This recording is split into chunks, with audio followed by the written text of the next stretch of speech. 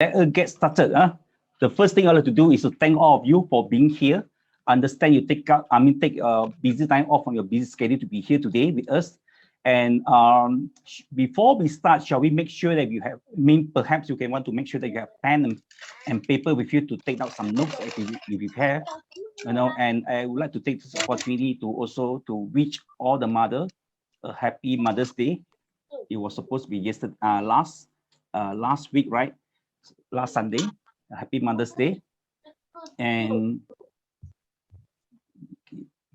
T-I-N-D-D-A-L. can I have everybody mute yourself if you don't mind? Oh.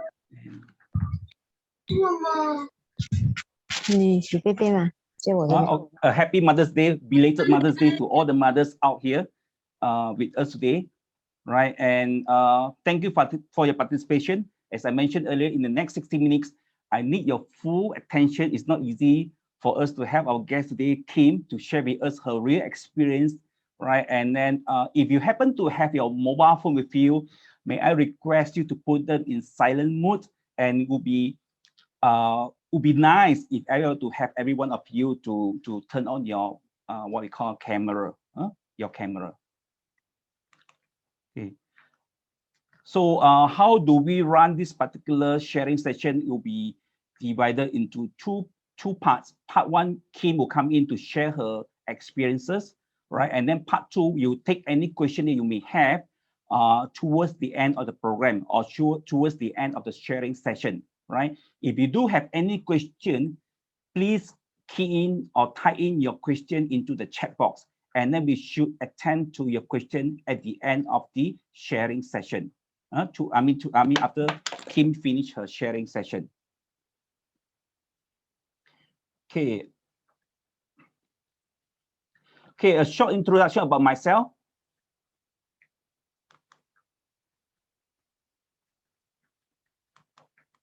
Okay, my name is Uy. I will be your host for today. I have been the professional estate planner of Rockville for the more than 20 years, and over the years, I've actually helped many family and businessmen to tailor make their wills, trust, and fund creation, right? And for your information, we do conduct public talks every month by inviting professional experts in their specific field to share their practical experiences. In fact, 24 hours ago or yesterday to be exact, about the same time, we do have a tax planning sharing session by a tax consultant with the title, "What should you do if income tax knocks on your door for tax audit or tax investigation?" It's kind of interesting, right? What happens if income tax were to knock on your door, telling you they are coming for tax audit or tax investigation? That is something that for me personally is kind of scary. We have to understand that, while we are working, we also have our own KPI. The same goes to income tax department, whereby they have their own KPI. And theoretically, based on what I understand, is that everybody will be audited. Theoretically, everybody should or would be audited every 5 years. Theoretically, every year they choose 20% of people to be audited, right? So 100% means that every 5 years we should, I hope not, receive a surprise visit by income tax department. There was a topic that we had yesterday about tax audit and tax audit and tax investigation, and what should you do should anything happen or this kind of event were to happen. So what I would like to do is that in the event, in the future, if we do have this kind of event, I would invite you all to join our event as well, right? So if you guys are ready to listen to what we have to share, or Miss Kimbo to share today, can you type in the chat box saying that you're ready? Can you type in the chat box that you're ready? And then we are going to invite her very, very soon.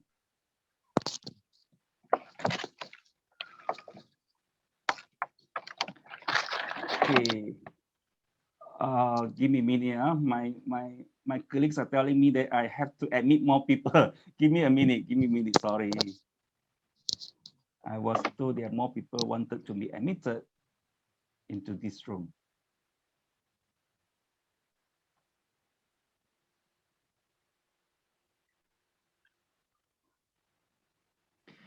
Okay, we have with us today Kim, or her full name is Lim Kim Fong, or usually I call her as Kim. She prefer to be called as Kim. And the title today is From Corporate Woman to Cancer Patient, How She Transformed. I salute her. As I always say, I salute her for what she is, for being here today to share with us in public. For example, we are honored to have her, to have with us today this afternoon, Kim, who share with us about her journey as a breast cancer patient. Without any further delay, I would like to pass the mic to Kim. Kim, time is yours. Thank you, Mr. Uy. Thank you, everyone, for being here on a Sunday afternoon. I see a lot of familiar faces and familiar names.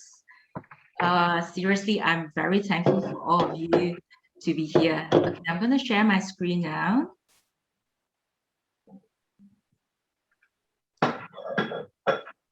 Let me know if you can see the screen. You can type yes. Good. Okay, I see. Okay. So yes, some of you might already know me. So my name is Kim, and as Mr. Uy introduced, I was diagnosed with breast cancer last year. So a bit about myself. So I was born into a small family of 4. You can see that. My father, my mother, my brother, and that's me. So yeah, a family that is always very active. We play badminton twice a week. You know, when I was in primary school, I played badminton, and even in secondary school, I represented school in badminton and also squash. So I was always very active. It was cycling when I was young, here and there. Even when growing up further on, I am still very active. I took up hiking. This is with my good friends at Gunung Nuang. I started running. I started with 3 kilometers with one of my good friends. And I challenged myself to go further to 5, 7, 10, 15, 21, until 42. Whether it's road running or trail running, I'm a slow runner, okay? I call myself a kura runner, not fast, okay? My 42 kilometers took me a 6 hour and 40 minutes like a zombie to finish the line, okay? It was very bad because I did not train, but I knew that, you know, my mind is stronger than my physical. So if my mind say I can do it to the finishing line, so that's what I did, 6 hours and 40 minutes, okay? So besides that, you know, I like adventurous things, okay? If you see this picture here, I actually tried, you know, outdoor motor sports. At my first time doing it, I got really excited, okay? I thought, you know the song, I believe I can fly. And I did fly, but I fell flat. And I had 3 tendon tear and 1 muscle tear that my surgeon did not understand me at all. Like, what did I do? I wasn't in pain because, you know, the tendon was already torn, muscle already torn. It was numb, no pain. It was about 3 hours surgery. Okay, it went well. That was on my left side. So my partner actually banned me for anything 2 wheels anymore because I'm very clumsy and I get excited easily. So, and then I went outdoor for ATV. Okay, this is a high CC ATV because I really like adventurous things and things that give me excitement. So I was always active all the time. So a bit about my background. Okay, if you look at the numbers here, that is not your sports photo number to buy. Yeah, that's my age. So I started working when I was 22 as a sales advisor. So a bit the story about that, how I started. When I was young, I was an introvert until the stage that my mom told me that if I'm not going to open my mouth to order food, I don't eat. So I told my mom then, I don't eat all. I'm that the gila, very stubborn kind of person. But then down the road, I actually asked myself how to change my attitude to be more outspoken. So I applied for a sales job. Randomly, at that time, you know, was newspaper.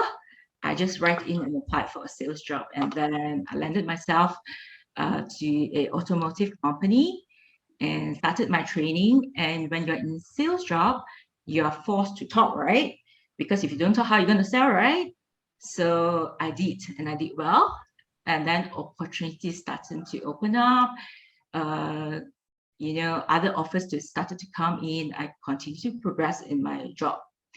There's of course always up and downs, burnout and things like that. But I'm very happy and very thankful that I met a lot of wonderful people along the way, very good mentors along the way, many good friends along the way, And then I set myself a goal that before I'm 40, what I want to achieve.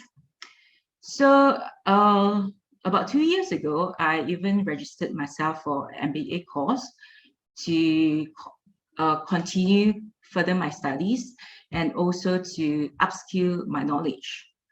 So I was happily studying, things was going very well, met many wonderful people, okay? And at that point, I also changed job at 38. At that company, I was the youngest general manager. I was happy.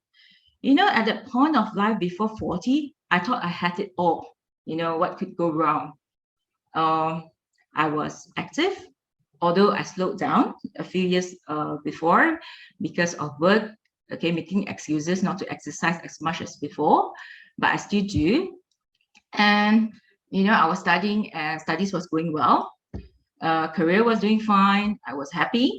Everything was in place. Then what happened was I started work, my last job in December, okay? And that was the beginning of the COVID period, if you remember. And MCO started and things started to shut down. And after 6 months of probation, I did not get my confirmation. But at that point, I was still fine and positive because I thought, this might not be the best time to work. It was very stressful to work at home, okay? And I thought, okay, take a break. I could still find a new job, okay? Nothing wrong with that. I concentrate on my studies. There was interviews coming in.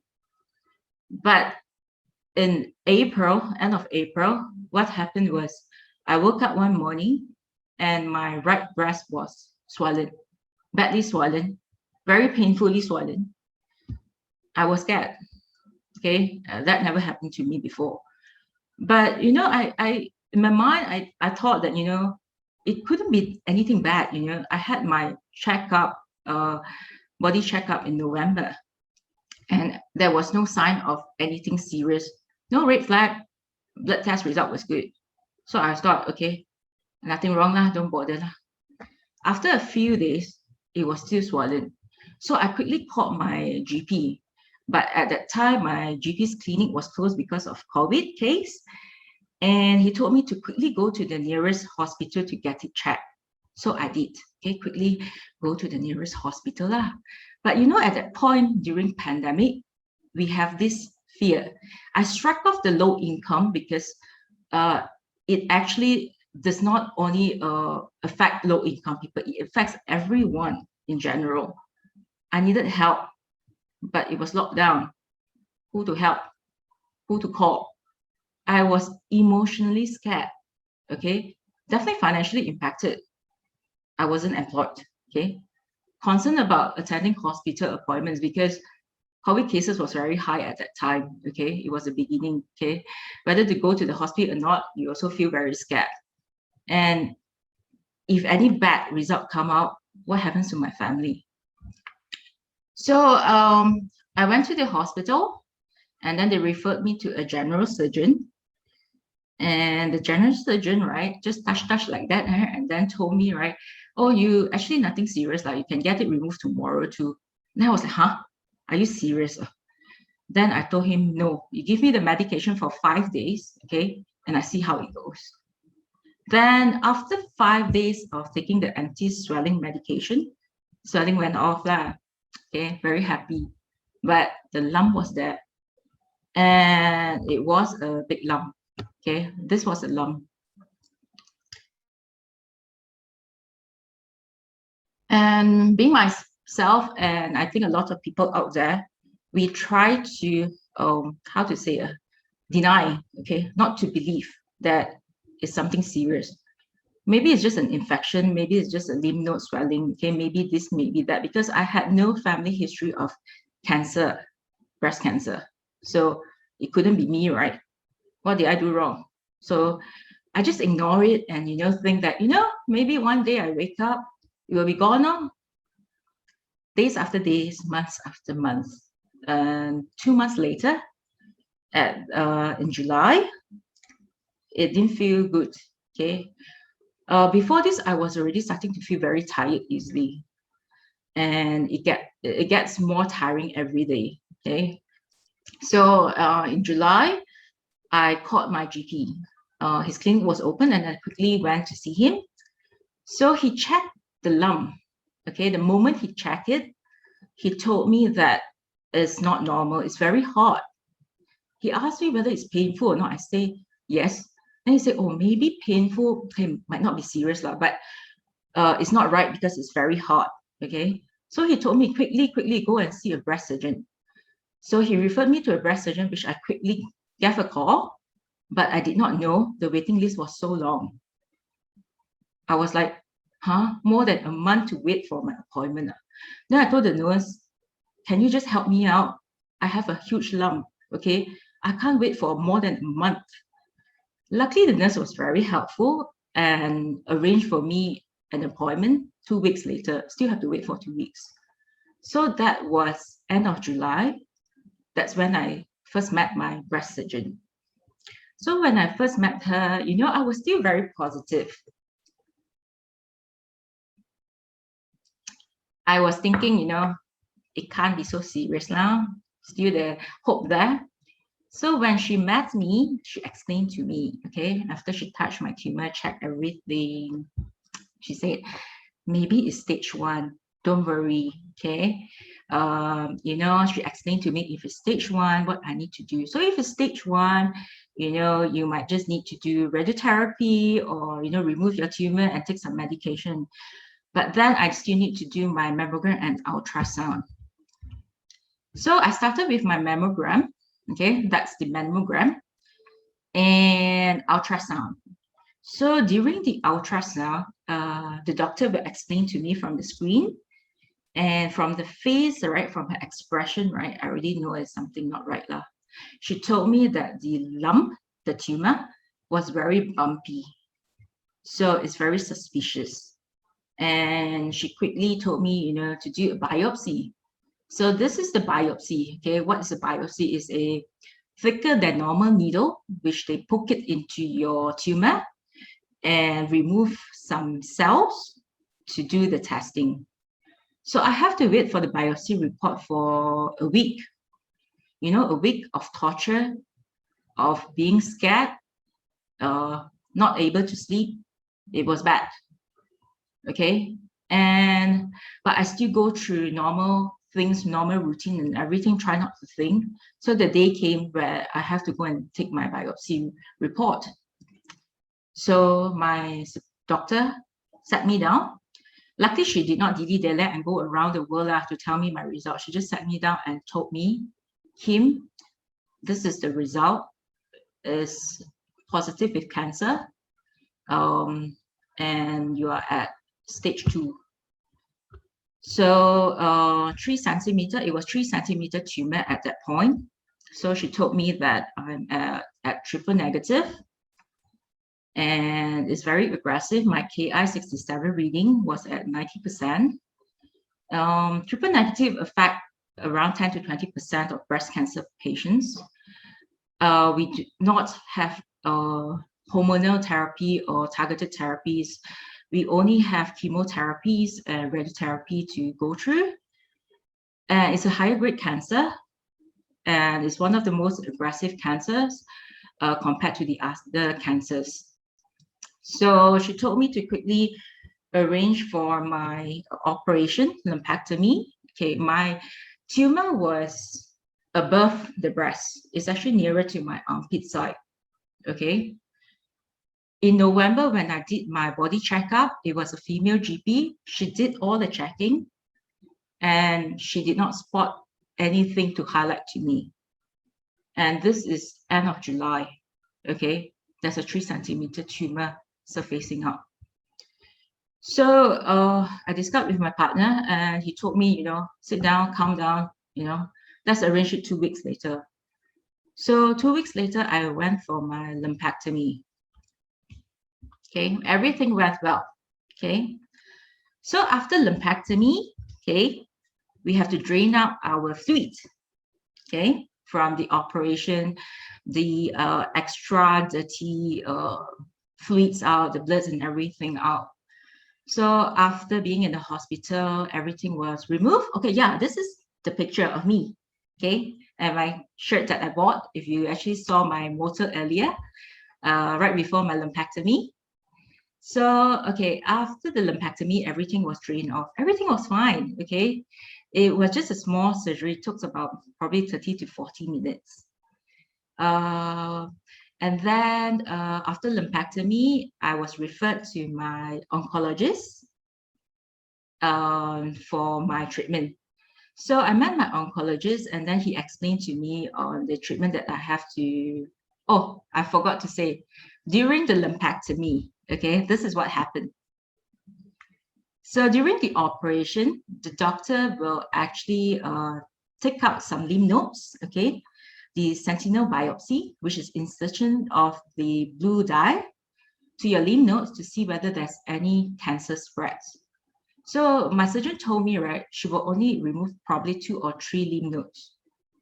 But when I came out from the surgery and she sat me down, right, she removed 23 lymph nodes, and 6 of it was with cancer. So from here, stage 1, stage 2, I was upgraded to stage 3A because there was 6 lymph nodes involved. It was a very tough moment for me because within a short period of 3 weeks, my stage became 1 to 3. Okay, it's not fun at all to be seated there to tell you from 1 to 3, and then the next thing you think, whether will I be 4?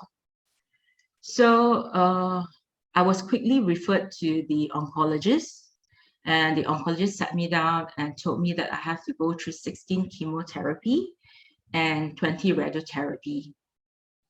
And after he explained to me everything, the side effects, even, losing hair, I was fine. Maybe I was still in denial. The only thing I remember I asked him was, "Doctor, is this serious?" And he told me, he looked at me, "Yes, it's serious." And that's when I broke down and cried. That's when reality actually set into me that this is serious. So I started my chemotherapy I think it was 1 week after that. Because it was a 16-cycle chemotherapy, I have to go through an operation to insert my chemo pot. So this is the chemo pot surgery space. Okay. This is how chemo pot actually looks like. So it connects to your veins so that we don't need to go through a needle insertion on your veins to do it every time, because it's very torturing, because every time before chemotherapy, we have to draw blood first. We have to go for blood test to see whether we are, healthy enough for our chemotherapy. So my first chemotherapy went very well. I came home, not much side effect, okay? I was very happy and very positive. I still do my exercise, okay? Maybe I overdid my exercise. I did not rest enough. So after my second chemo, what happened was, you remember earlier when I showed you the drainage of the fluid, okay? My breast was still very swollen. There was still a lot of fluid inside my breast. Imagine it was when doctor draw out the fluid, it can go up to about, if I can remember correctly, about, almost a cup full of liquid. That's how swollen it was. And I have to go to my doctor to remove the liquid every other day. So, my only place to go was to hospital every other day. And after my third chemotherapy, right, it wasn't going off. The fluid was still there. It was very painful, okay, very irritating. And one of the side effects that I had earlier during my chemotherapy was acne on my body. So I was kind of like unlucky. The wound was healing well, but the acne, right, was at the end of my wound stitch, and the bacteria actually went in and I had infection. So the infection was really bad, okay? I have to go through another surgery to put in that tube again to draw out the fluid, okay? I was hospitalized so often because I didn't even notice that, because of the infection, I had fever. So one time of surgery again to draw out the fluid, it did not work, okay? Then I asked the doctor, what am I supposed to do next? So she said, okay, you go on antibiotic drips. So admitted again. Okay, I have to stop my chemo at that point. Okay, I couldn't take it anymore. Admitted for a few days again for antibiotic drips. And yet it did not go off. Then I asked the doctor, what else am I supposed to do? Then she said that, okay, we cut open again and we clean up the wound again. I can't even remember how many times I'm in the hospital bed, right? Being cut open on anesthesia and, at the hospital again and again. That when I check back my calendar, most of the time I'm just in hospital. But that doesn't work too. But my oncologist told me to move forward with my chemo. I can't stop it for too long because my cancer is very aggressive. But I argued with my oncologist. I told him, no, if I'm going to proceed with this, I'm going to run away. Okay, if it's not gonna go off, I'm not gonna proceed. Then I asked back my breast surgeon, what else am I supposed to do? I was in depression at that point already. And she told me I have to be admitted again for a very strong antibiotic. So I was admitted, and this round, the antibiotic is no longer through drips. It has to be inserted through veins for 5 days, 3 times a day. And that was the most torturing moment of my life. The antibiotic was so painful because the liquid was so thick that, I was practically shivering when I could hear the nurse actually come here to my room. It was so painful. But thankfully, all my prayers was, answered. It went off finally, the infection cleared off. And I continued with my 4th chemo. First to 4th chemo, it was every 2-week cycle. So I completed it finally, and I have to start my weekly chemo from the 5th to the final 16. So 5th, 7th, 6th, 7th, 8th, things were still okay. It was still manageable. And then what happened was in October,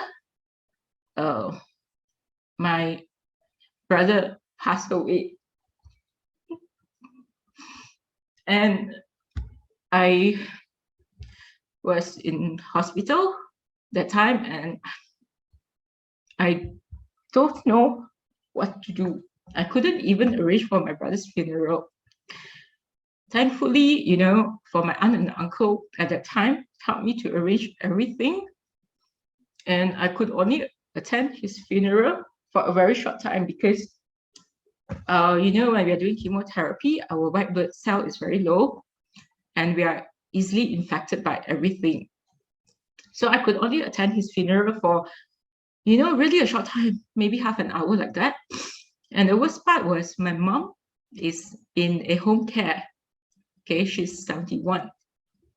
I don't even know how to break the news to her with my cancer, and her only son, my brother, passed away. Luckily, my mom is very strong, and she took it okay. So I continued with my chemotherapy, and in between, it was very tough for me. I was admitted for anxiety attack. I couldn't breathe. And I was admitted again for, spinal decompression. My spine was compressing. And luckily, my doctor said it's still early stage. So it's fine. But I have to, take care of myself, not to carry heavy stuff and, get myself injured. So everything went well towards the end of the chemo, the 8-9 plan. And what happened was towards the end of the chemo, my white blood cell and red blood cell started to drop. And it was very frustrating because, every time we go for our chemotherapy session, we are also geared up to finish it. It was a countdown. 16 sessions is a very long time. And when you get your blood test result, the doctor tells you that, I'm sorry, your white blood cell is too low. You try again next week. Try again next week. It's very depressing because we just want to finish it. And because of the white blood cells is low, I have to be given booster jab. So booster jab is not painful. It's just a jab. I have fats on my belly, so it's not painful. So, but after booster jab, we have very bad side effect with very bad body ache because it's actually forcing your bone marrow to produce white blood cell. So these are some of the side effects, that I went through. So no two patients are the same. Everyone goes through it differently. Okay. And what I went through was earlier on, I had diarrhea, very bad insomnia. I was on sleeping medication most of the time because I can't sleep at all. Nausea, fatigue, very bad gastric indigestions, body ache. I even had cold sweat until my bed sheet was really drenched, heart palpitation, even when I'm seated, minor allergy, sensitive nose, blood in nose because of my low white blood cell, metallic taste. Okay, this part is the frustrating part for me. Okay, already sick, and I'm putting on weight because of my steroids. Okay, so I was actually telling my doctor, I'm really sick, right? And I'm putting on weight. That's not the best combination. But thankfully, I was eating well, so things was there. I had energy. And we have neuropathy, which is actually, pain in our fingers and also our feet. It's like needle jab like that, okay? Vision problems. Sometimes we have blur visions. Increase in blood sugar level. Low blood cell. I had infection. Nail changes. I still have it. Our nail turns black. Anxiety. Depression. Onco brain is basically chemo brain where we have forgetfulness, hair fall, which I will show you later, chances to get lymphedema, especially with 23 lymph nodes removal. So I have to be very careful, not only with my left hand now and also my right hand. And now I'm starting to get hot flushes, which is like a premenopausal symptoms. So come back to my treatment. Okay, after completing chemotherapy, right? Radiotherapy is like your holiday period. Okay, the only thing you need to do is go to the hospital every day. It's like a 10-minute cycle. Just lie down there, okay?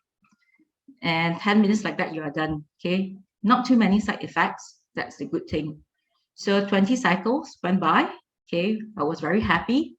I completed it 2 months ago. So I was very happy with it, okay? It took me from August until mid of March to complete all my treatments. And now I'm going to show you the most dreaded part of a lot of cancer patients, which is actually losing hair. I thought I was one of the gung-ho one who could accept losing hair. what happened was, for the people who actually know me, I like long hair. Okay, I had very long hair. I love my long hair. And I already prepared myself earlier on, to cut my hair shorter. I still remember I met my friend, my good friend, for coffee after I cut my hair at the time. But this hairstyle lasted me less than 2 weeks. It already started to drop off bit by bit, and then chunks by chunk before my second chemotherapy. I was going through depression at that point because it was falling all over the floor, all over my body when I showered. And thankfully, my partner volunteered to help me to shave it off. It took him more than an hour, and I was crying all the way. It's a phase that we thought that we could accept, but I couldn't accept it because you look at this chunk, you look at this face, it looks more sick. I couldn't accept my sick face. Okay, I did not like how I look like sick. I don't like the face of a sick look of myself. So after, shaving off, look at this picture, I look so much happier. Okay. And, at that point was like, I felt good, that being bald, having the freedom of being bald and having the freedom of not my hair dropping everywhere, being messy anymore. And I had the chance to go for more shopping to buy my headscarf, ladies like to shop, right? So I actually shopped for a lot of headscarf. So this was how I went through from losing my hair. So these are some of the questions most of the breast cancer patient ask. Same goes for myself. Okay. So which hospital to go to? Okay. Depending on our financial, we can go to government hospital, teaching hospital, or private hospital. Which doctor to see? Okay, if we are having breast issue, right, please see a breast surgeon and not your gynecologist. And stop asking ourselves, why me? I was very thankful that my breast surgeon from the first appointment already said straight to me, do not ask why me, because no one can answer it. So I kind of like stopped asking myself why me at that point. Whom to tell, when to tell, and how to tell. Many of my friends did not know I had breast cancer because only my close friends actually knew it. To me, I don't need to tell too many people because I did not wanted much opinions, and I could handle it. And I only want people to see that, I'm doing fine. And I don't want to burden my friends or family at that point. And how long will I live? Thankfully, with the health advancement now, many breast cancer patients, even at stage 4, live more than 10 years.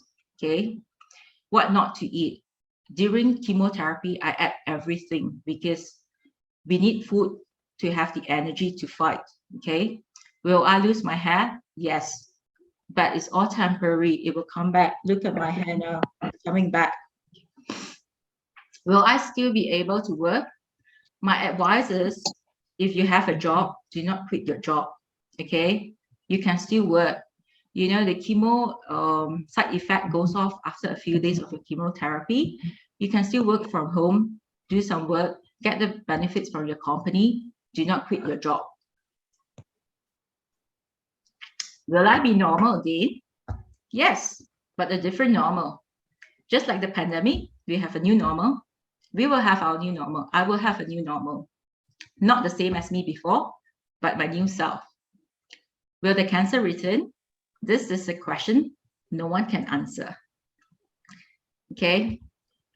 So the impact of cancer is very strenuous. It's actually a major life stressor, just like facing death.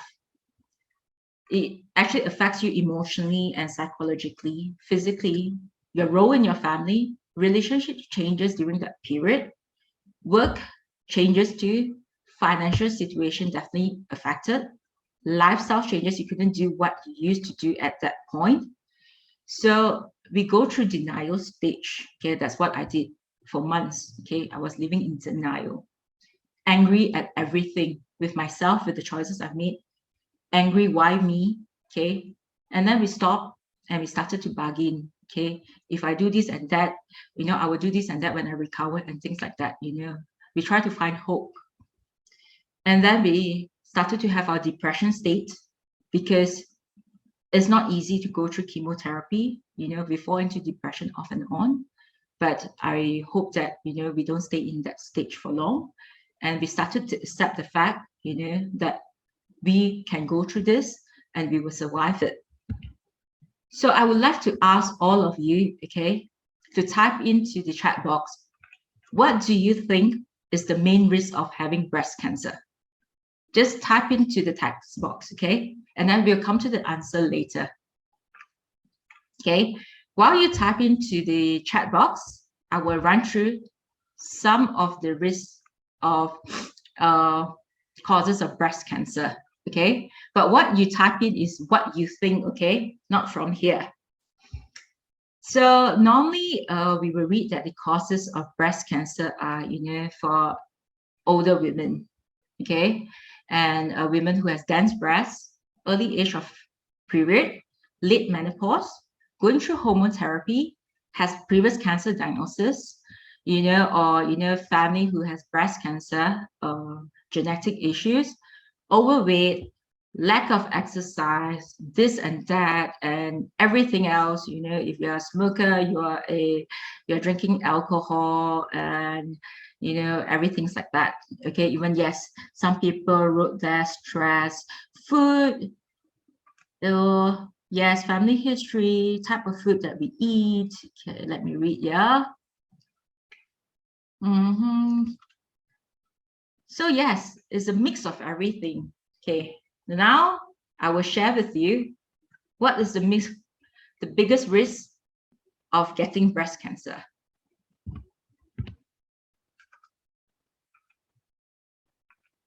It's actually being a woman, not everything else. The main risk of having breast cancer is us born as a female, because 1 in every 20 women in Malaysia will develop breast cancer in their lifetime. And if you see here in 2018, there are more than 7,000 cases of breast cancer in a year. And when I was actually in the hospital, okay, I was chatting with my breast surgeon. She told me every day she encountered 3 positive cases every day, and she has surgery every day. Okay, so most of the patients, just like me, on average, we wait around 3 months before we seek medical attention. That is sometimes because family, friends give us other opinions to seek alternative treatment first, that delays and prolong, what we are supposed to do. And of course, just like me, I refuse to accept the fact. So what are the preventive measures, okay? Why I put that safety belt example? Because it's just preventive. It does not give you a guarantee of not having breast cancer, okay? If you wear safety belt too, there might be chances that you might face injury and death too if you actually face with a collision in an accident, right? So self-examination is very important to check whether you have lumps, size, shape, color changes. How many of you actually do your checking in the shower? Okay, please type at the chat box. For me, I did my checking when I'm in the shower, okay, because that's the easiest, okay, way, okay. So good if you are not doing that, because the right way to do is actually when you're lying down flat, okay. So we can do our annual checkup, example, the tumor marker, mammogram, and ultrasound, okay. Staying active, okay. Why I put exercise, exercise, exercise? Exercise is one of the only research that actually states that it can reduce breast cancer in women by around 30%, okay? And then we should have, better choice of eating healthy, everything in moderation, okay? And now we can also do genetic tests, okay, to understand our family history and also our cancer risk. So yes, there is no guarantee that, you will not get breast cancer. The only thing that we can help ourselves is actually early detection. What happened for me was I was 38 before 39, when I had the lump. I was 1 year before the guideline, okay, or the recommended age to do mammogram. So sometimes even mammogram is not able to detect, the tumor. Best is actually to do ultrasound, especially like for me, I have dense breast. So ultrasound will actually be able to have a more accurate, picture of the tumor. So after going through everything, right, with me being, unemployed, to me, it's very important to have life planning. So for me, when we actually, started working, we have our home, food, our basics necessity, right? It comes to our safety. So to me, safety net, right, is actually our insurance. Our medical card, it helped me a lot. The critical illnesses insurance, it helped me a lot. Imagine being unemployed, having to be the one taking care of my mom in home care. As you know, home care, a good one, would cost you 4,000 to 7,000. And my nephew, okay, is actually under my care too.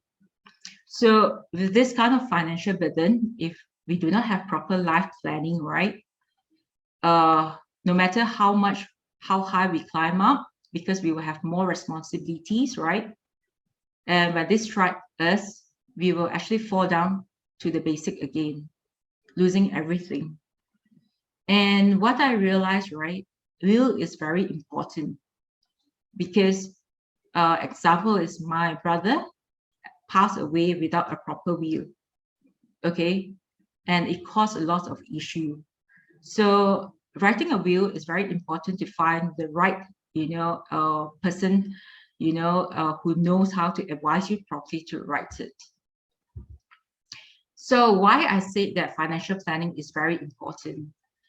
Breast cancer is one of the most expensive cancer, depending on what kind of treatment you are going through, because it's a continuous follow-up and checking, and some people has to be on continuous, treatments and maybe targeted therapies.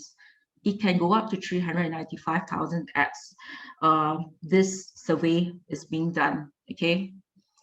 If I did not have the right financial planning at that moment, I could be one of the person in this statistic, used up all my savings, couldn't pay for medications, and maybe even stop treatment.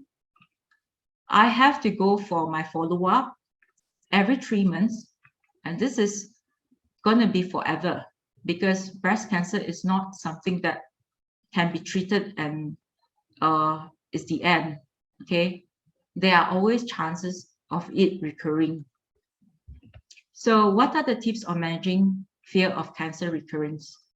If I want to tell you that I have no fear of recurrence, I'll be lying. It's always behind my head.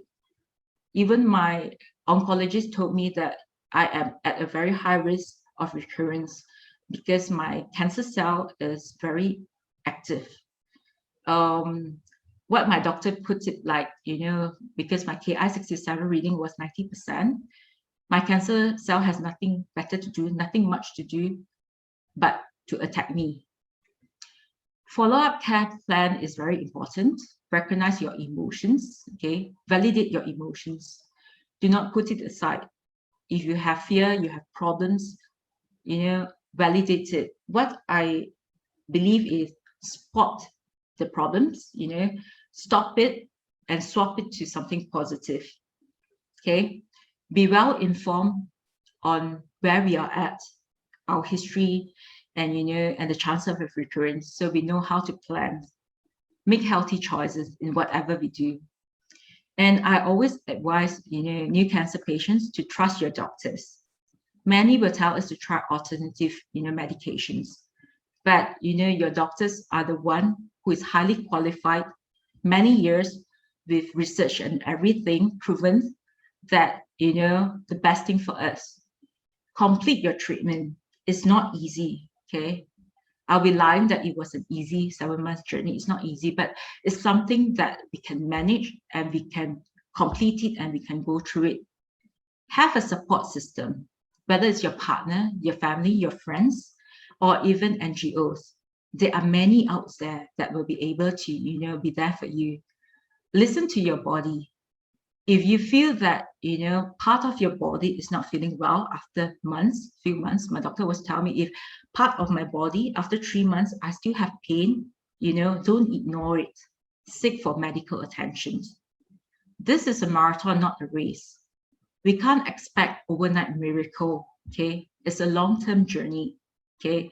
I will always have to go through monitoring and check up, to ensure, I am at the right path and I am doing well.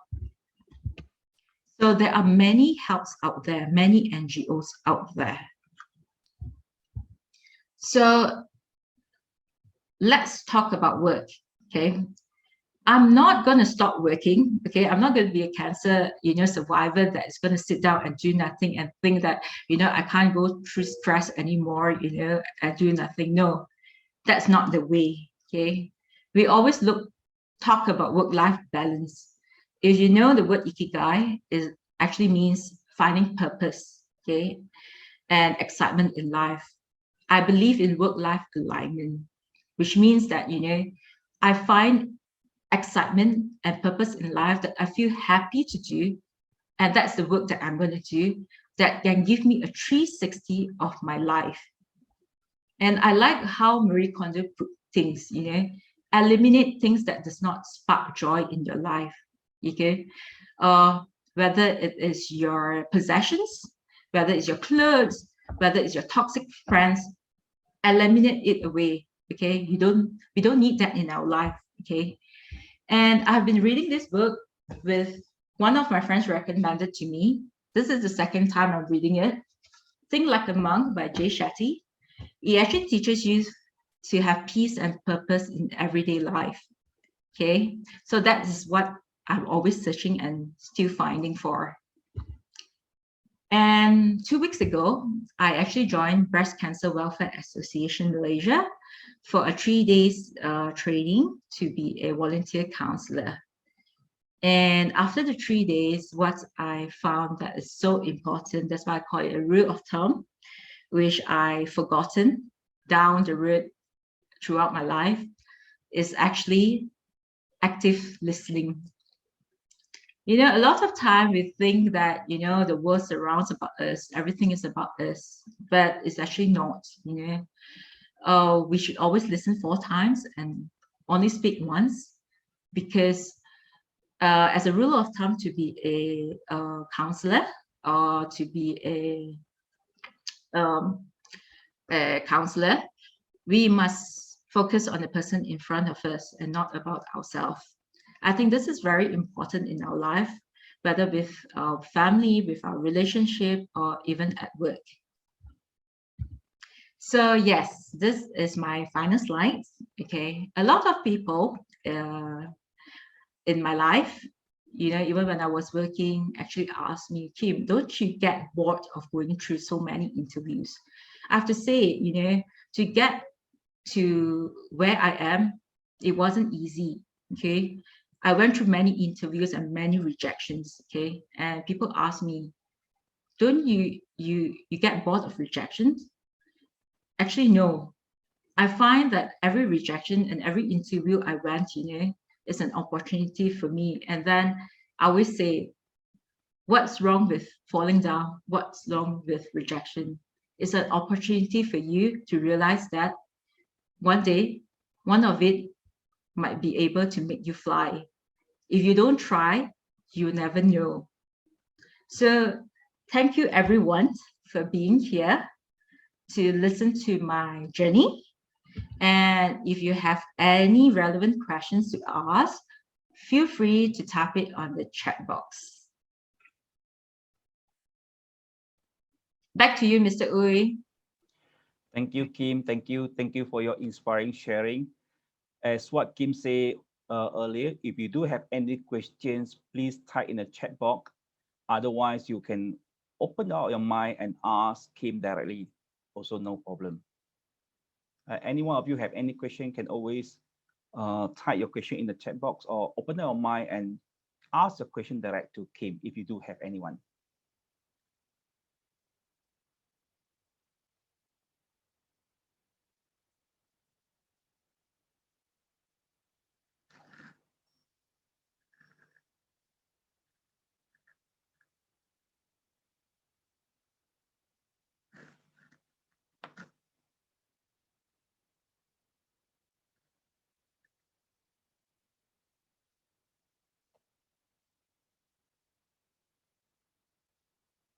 So far, we do not have any question for any of the participants.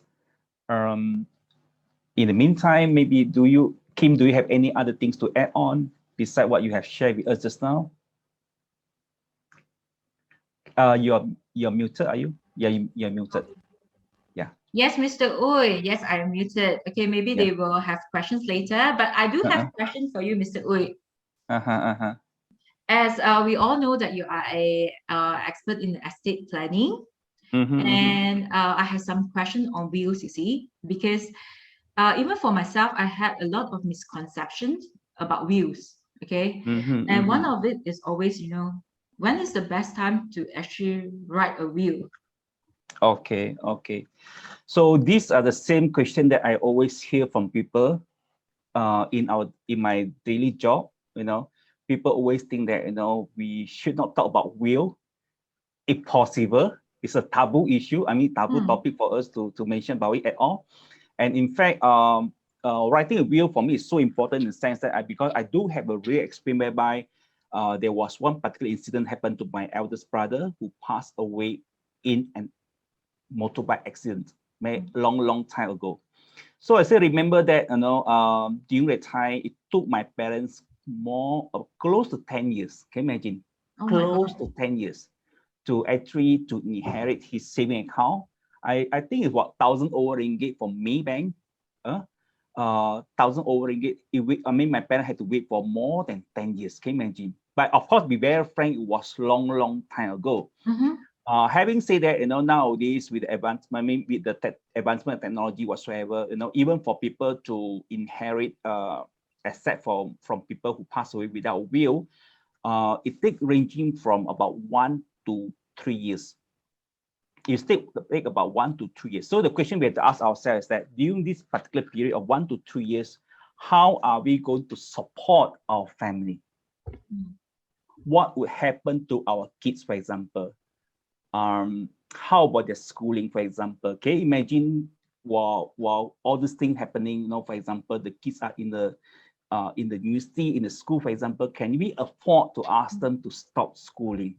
So these are the things that we need to think about seriously. That's why I mean, Kim also told me personally, saying that after this particular incident, Kim also quickly to look for a will writer to write a will, right? That was before I got to know you, for example, yes, right? Correct. So that was among the top priority that you have the moment you were diagnosed with breast cancer, right? So that's very, very important. I do prepare a simple slide that I would like to share with you all, if you allow me to do that. Yes, great if you could share. Yes. Yeah. So what I would do is that, for example, let me see.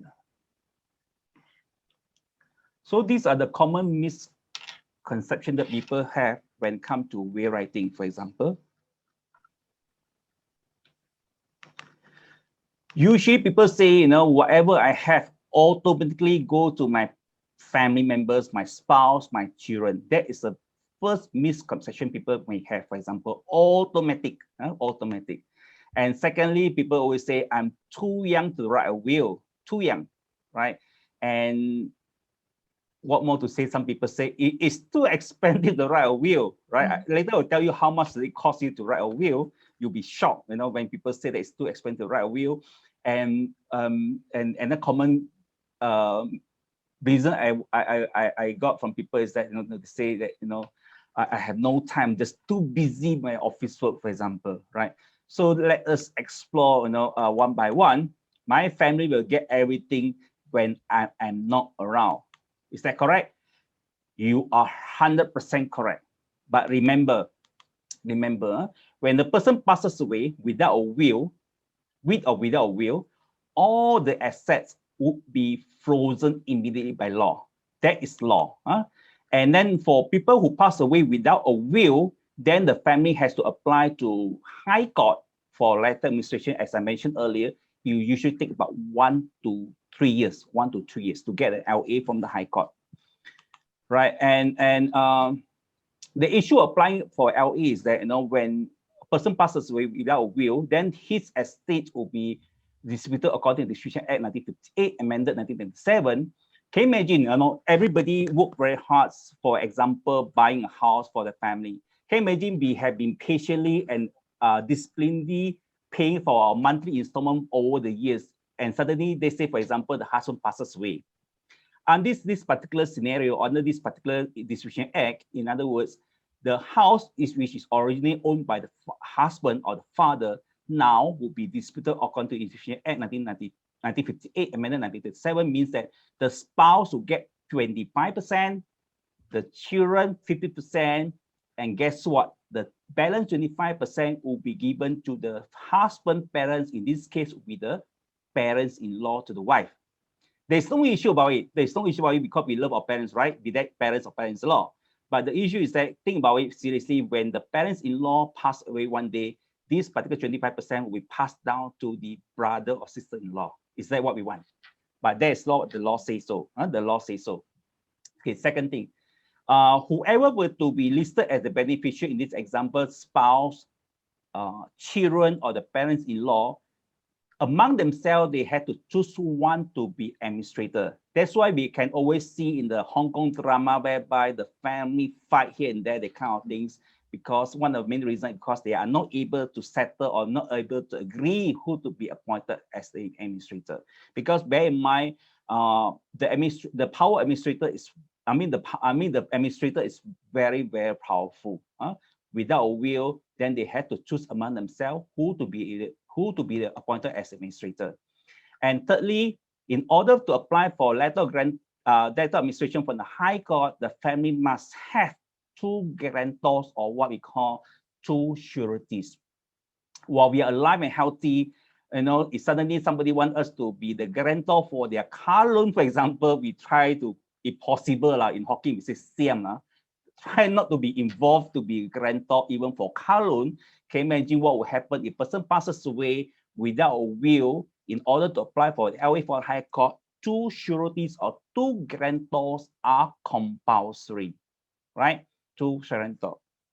And then, as I mentioned earlier, in order to get LA from the High Court, you should take about 1 to 3 years, and the legal cost involved will be much, much higher as well, right? Second misconception we have is that, as I mentioned earlier, I'm still too young. I'm still too young. These are the common things people always say, I'm still too young. Okay, what I'd like to share with you now, as what Kim said earlier, the doctor, every day they conduct medical checkup, they conduct what we call surgery, for example. My question I want to ask you is that, do doctors fall sick? I'm sure they are just a normal human. They do fall sick, right? They do fall sick. And this Dr. Pamela, she is a famous oncologist, and also a professor of medicine at University of California, San Francisco. And this is what she has to say when she was confirmed with breast cancer. She said, I was not ready for breast cancer. She said that. And again, the question is, am I too young to write a will? Think about it seriously. Think about it seriously. And the next misconception people always have is that I cannot afford to write a will. Well, if I were to tell you later on, as I say, how much does it cost you to write a will, you'll be shocked, but I still have people who say that they cannot afford to write a will. Okay, anyway, let me share with you. What do you see here? Starbucks, right? Starbucks. And our parents always teach us to save money. And we're surprised that a lot of older generation parents, they may not even tasted Starbucks before, for very simple reason, because they want to save every single cent they have for the benefit of their children, right? They want to save every single penny that they have for the benefit of the children, because they want to have, the worst thing is that even the cost of the fees to write a will also they want to save. for the benefit of children, right? As far as road will is concerned, writing a will, a simplest will, I would say the simplest will will only cost you 480 ringgit. 480 ringgit. Can you imagine if you do not write a will which costs you 480 ringgit, and you pass now these 480 ringgit to 3 of your children? In other words, they're going to get each and every one 160 ringgit when they're not around anymore. Do you think the children will be extra happy for the 160 ringgit that you passed out to them? Or they will be very mad with you for not doing what you need to do to write a will and to avoid all the hassle they have to go through one day? Think about it seriously, right? So, and some people say, I'm just too busy to write a will. I have no time to write a will.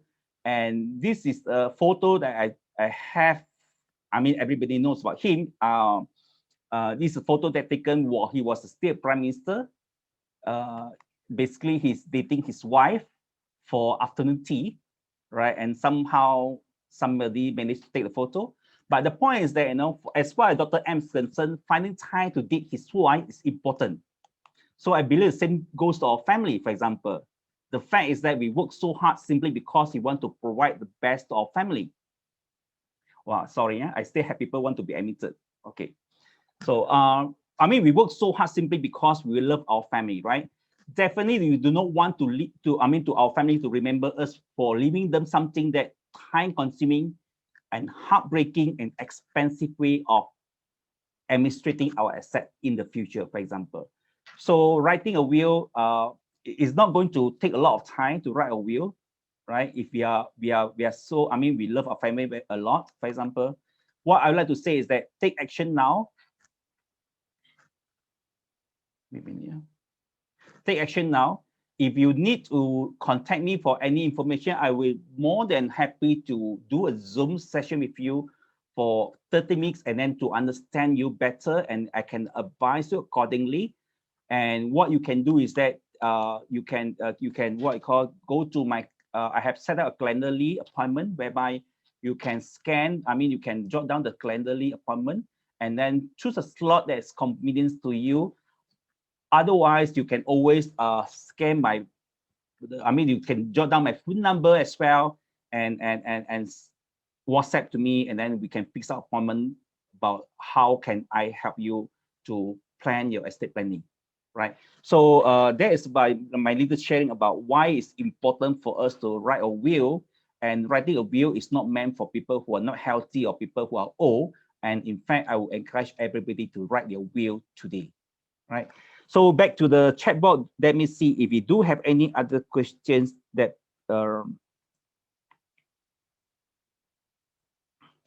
I would give a priority to question related to Kim, if possible, because that is where the focus should be today, right? And then any question that related to estate administration later on, we will handle it separately. Would that be okay? Right?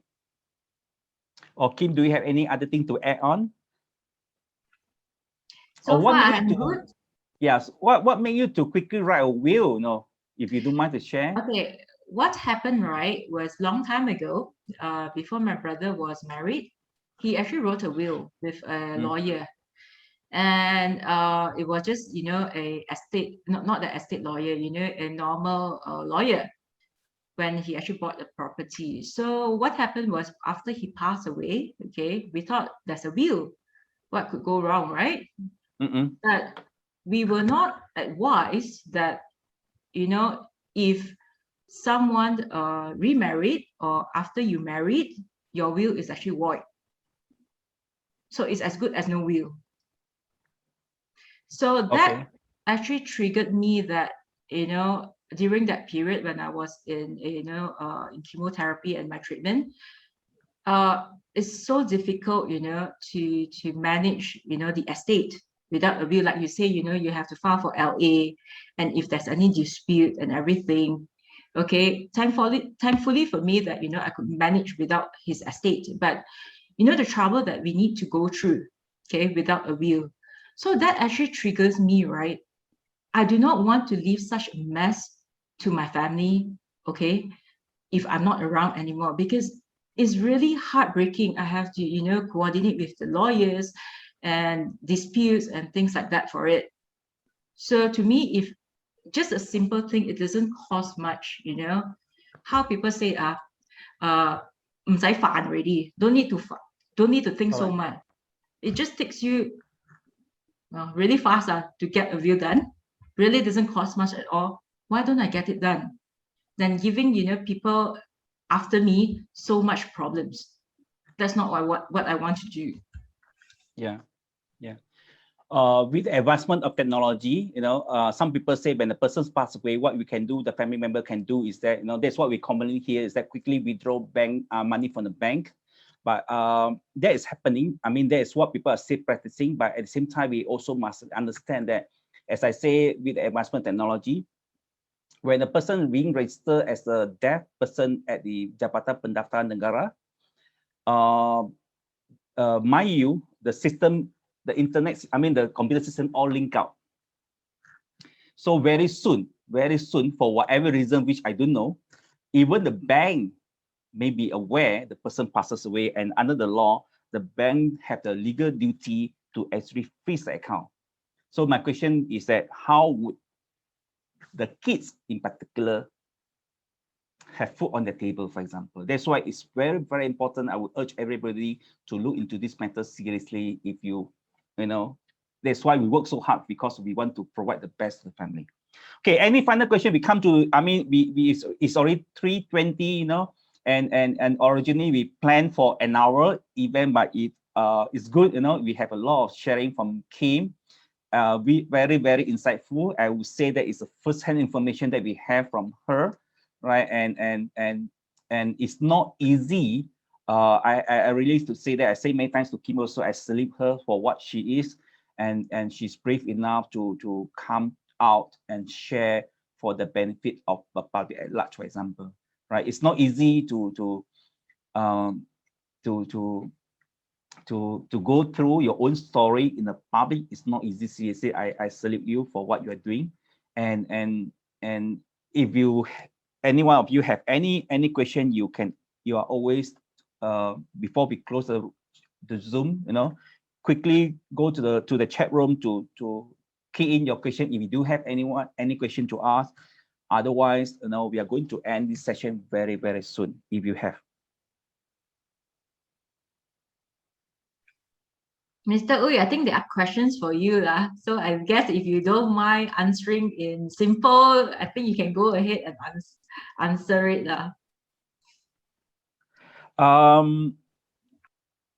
Pay in what? Right, right wheel is okay. Is it to exclude it involve money? How much expected? I'm not quite sure exactly. If you don't mind, can you open the mic and ask?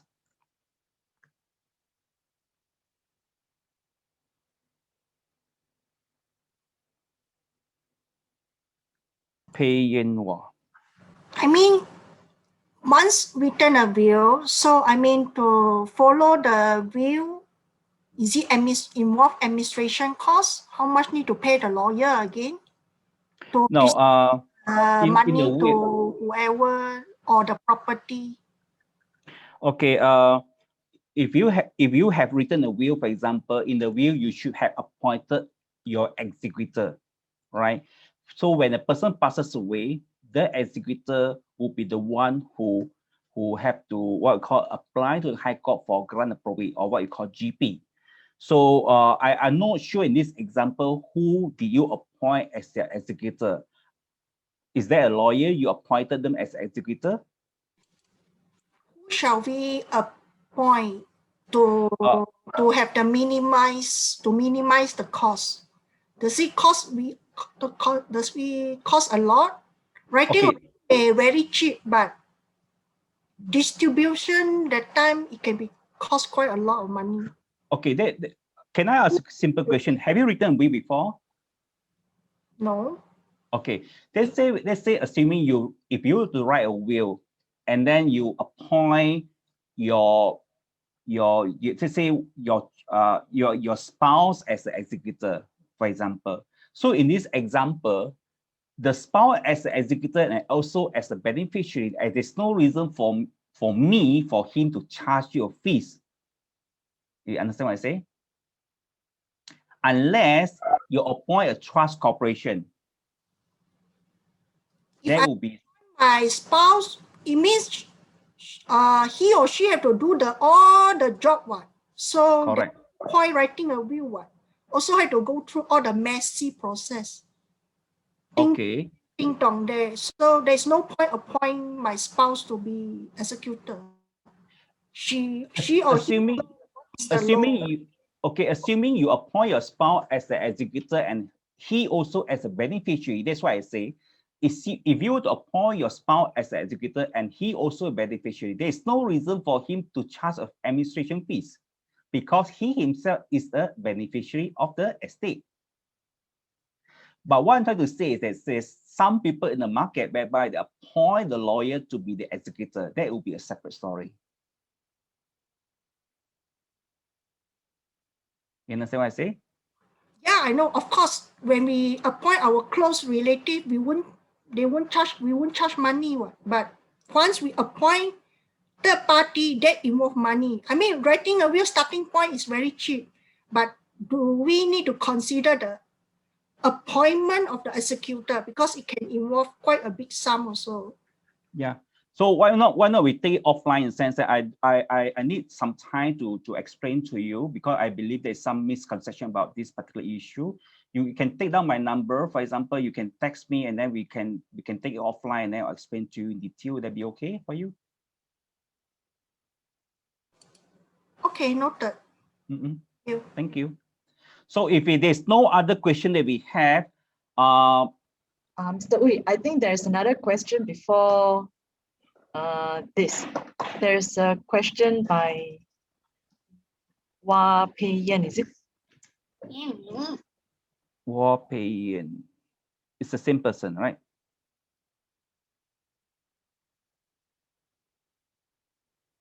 Yeah. For small estate, of course, you can go to land office, it's applicable, or you can go to Amaraya, but there will be still some cost involved, and then the timing will be different as well, right? So that I need to know how big is small estate here, right? So again, if there's no other, the small estate is, I think it's less than 2 million, right? Correct. So correct. typical people don't own so much property or money more than 2 million. I don't make a general assumption in the public, for example, because I'm not sure, maybe a lot of people here own more than 2 million, I'm not sure, seriously. But again, it's without a will, as I can say, the time involved will be much longer. Can you imagine? Again, I respect Malaysian government, but sometimes dealing with government agency could be quite a tedious process to go through. There's a little comment I can say, right? All right. So writing a will is just giving another option to speed out or expedite the whole process, right? Okay. If you don't have any other question, I'd like to thank. At this challenging time, I'd like to advise everybody or remind everybody to stay safe and stay healthy, right? To stay safe and stay healthy. And once again, thank you, Kim, spending your 1.5 hours with us, right? And share your real story. And I'm sure all the participants today have benefited a lot one way or the other, right? And thank you so much for being here, being a good listener. I do hope that you take away with you certain points and certain knowledge with you. So with that, I will see you again in our next event very soon, and I will keep you informed for our upcoming event. Thank you so much, everybody. Thank you. Everyone, bye. And Selamat Hari Raya. Yeah. Thank you, Kim, so much for that awesome talk. You spoke from your heart. Thank you so much, Thanks, Kim. Karen. Nice to see you. Bye. Thank you, Sister Kim. Thank you. Yeah, it's Thank you, Kim. We eat healthy, everything we eat to be safe, healthy, to fight the sickness. Yes, Stay body and fight the sickness. correct. The time people will say, don't eat this, don't eat that. It makes you more sad. Totally agree. Especially I love food. Yeah, good. Thank you. Thank you for sharing. Thank you. So Kim Sin, you're saying that you love food. It means that you still can eat anything that you like. Yes. Actually, we can Okay. eat everything. That's why I always say healthy choices. We can eat everything. Oh, okay. Okay. Everything Okay, in good. moderation. Okay. Yes, okay. correct. even the Everything in people who are order. healthy as well. Some people Yeah. say this when got cancer, don't eat this, don't eat that. Make them so sad and then Yes. scared here, scared there, and then become worse. Make Yes. things worse. Stay Yeah. positive and act as normal lah. Nothing wrong. Correct. Carry on with life. Thank you for sharing. Thank you.